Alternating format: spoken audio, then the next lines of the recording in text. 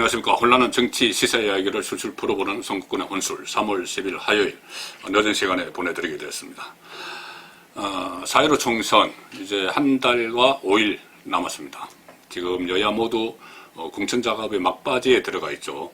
미래통합당 같은 경우도 지금 253개 지역구 중에서 73곳을 경선이 진행 중이고 73곳은 확정한 곳이 많습니다. 전체 하면은 이 경선까지 경선 지역까지 포함하면은 한 80% 이상 윤곽이 드러났습니다. 남아있는 지역은 뭐 수도권이나 강원도 일부 지역 또 호남 이쪽이고 쟁점이 됐던 부분 관심을 모았던 지역들은 공천이 속속 확정이 됐습니다. 자, 그동안 이 미래통합당 안에서 뜨거웠던 것은 친박, 과연 친박이 얼마나 되느냐, 또는 뭐 친황, 황교안 쪽이 얼마나 되느냐 이런 이야기도 있었지만은 통합 과정에서 뜨거웠던 쟁점이 하나 있었죠. 보수 통합 과정에서 바로 박근혜 전 대통령 탄핵 책임론이었습니다. 탄핵 책임론. 그래서 그때 탄핵 당시에 2017년 탄핵 당시에 탄핵에 찬성했던 쪽, 또 탄핵에 반대했던 쪽 양쪽이 여전히 앙금이 남아서 어르렁거렸고 결국 통합은 됐지만은 완전체 100% 완전체는 아니지만은 일부를 남겨놓고 어쨌든 통합을 했습니다. 유시민 의원이 이끌고 있던 새로운 보수당과 황교안 대표의 한국당이 합쳐서 미래통합당을 만들었죠. 그 과정에서 탄핵 책임론을 벌이면서 탄핵의 강을 건너자, 박근혜 전 대통령을 탄핵을 털고 가자 이런 논란들이 있었죠. 이런 운동이 있은 상황에서 어쨌든 다시 한 3년 가까이 만에 양쪽이 탄핵에 찬성했던 쪽, 반대했던 쪽이 한솥밥을 먹게 됐고 같이 공천 경쟁을 같이 벌였습니다. 이번에 같이 공천 경쟁을 벌였는데, 자, 실제 공천 결과 어떻게 됐을까요? 제가 이렇게 쭉 분석을 오늘 해봤는데 하니까 이 탄핵에 찬성했던 쪽이나 강성으로 찬성했던 쪽이나 반대했던 쪽이나 이번에 공천 결과는 거의 이들에게 매서웠습니다. 아주 매섭게 공천을 받지 못하는 그런 인물들이 줄줄이 나왔습니다.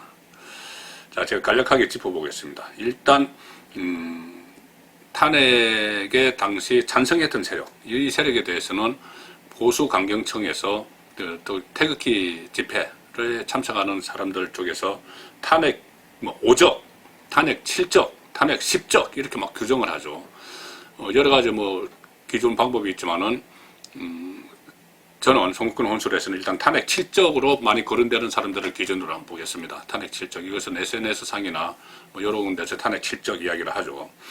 근데 이 탄핵 7적이면 7명인데 이 7명 중에서도 세 가지 그룹이 있습니다. 첫 번째는 탄핵에 당시 찬성을 하면서 새누리당을 탈당을 하고 바른정당을 만들어서 그 다음에 안철수 전 의원 세력과 이 미래당을 만들고 그 다음에 또 새로운 안철수와 결별하면서 새로운 보수당을 만들고 최근에 자유한국당과 통합해서 미래통합당으로 들어온, 설명을 하면은 좀 복잡하지만은 대표적인 인물이 유승민 의원이죠. 유승민 의원과 이 하태경 의원, 이 두 사람이 있습니다.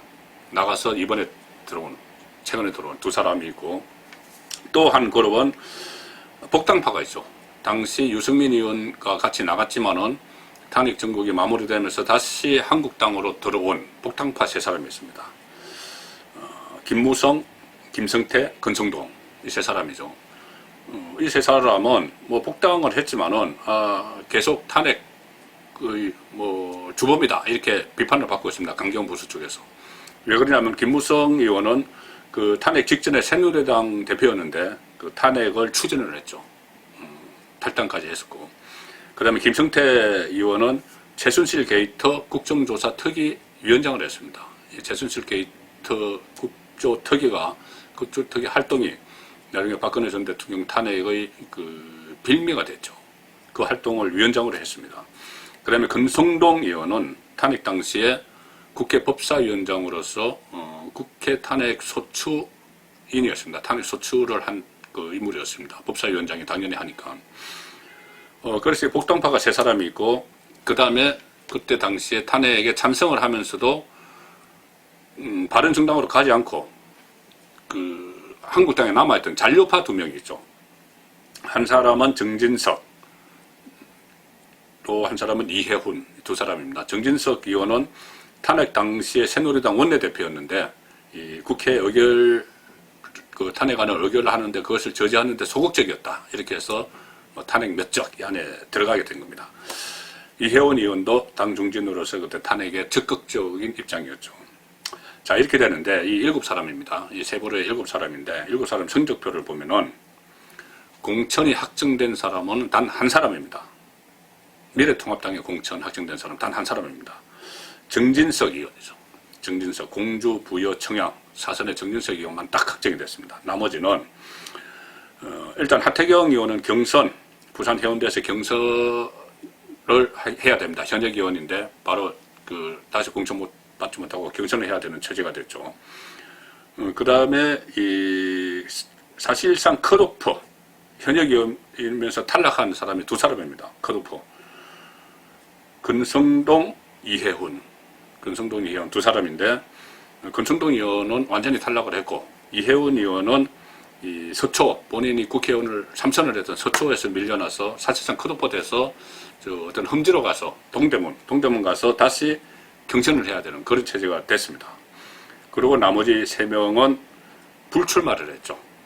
유승민, 김무성, 김승태 불출마 선언을 했습니다. 어쨌든 7명 중에서 미래통합당의 공천을 확정받은 인물은 단 한 사람, 정진석 의원입니다. 그리고 탄핵 몇 적 이렇게 들어가지는 않지만은 홍준표 전 대표도 본인이 원하던 부산 경남 양산을에서 컷오프 됐죠. 탈락을 했습니다. 탈락을 해서 지금은 어제 제가 말씀드린 대로 대구 수성으로 간다, 수성을로 간다, 이런 움직임이 있지만은 어쨌든 배제가 됐는데, 물론 홍준표, 황교안 대표와의 라이벌 또는 김용호 공관위원장과의 과거에 갈등했던 일, 이런 것 때문이라고도 하지만은 홍준표 전 대표도 한국당 대표 시절에 박근혜 전 대통령을 출당을 시킨 그런 경력이 있기 때문에 보수 강경파에서는 탄핵의 한 핵심이다, 이렇게도 이야기합니다. 자, 일단 탄핵 실적은 그렇고 이 대척점에 있는 친박 핵심들이 있죠. 여기도 여러 분류 방법 따라서 다르겠지만은 일단 친박 핵심 10사람을 꼽아서 분류를 해보면은 친박 핵심 10인, 여기도 3가지 그룹이 있습니다. 하나는 지금 미래통합당에 계속 있는 친박계 중진들 한 5명을 꼽을 수가 있습니다. 친박계 중진들. 정가윤 5선이죠. 원유철 5선, 유기준 4선, 또 윤상현 3선, 김재원 3선, 이렇게 5사람이 있습니다. 그 다음에 지금 탄핵 이후에 통합당을 떠난 사람이 또 친박 중진이 4사람이 있습니다. 당대표까지 지냈죠. 이정현, 그 다음에 조원진, 우리 공화당을 이끌다가 지금 김문수 전 경기도지사와 같이 자유공화당을 만들었죠.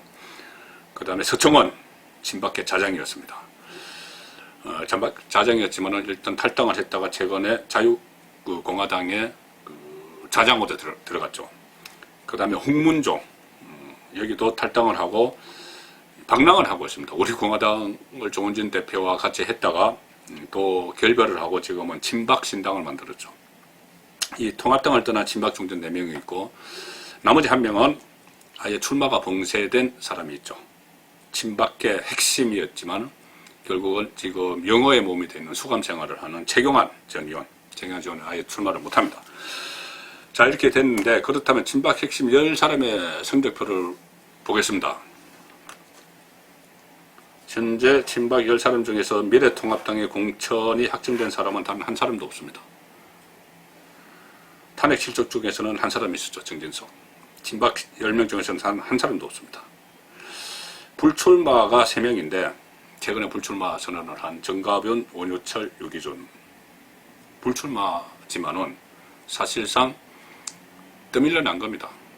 김용호 공관위원장이 이번에 공천을 하면서 새로운 방법을 시도를 했죠.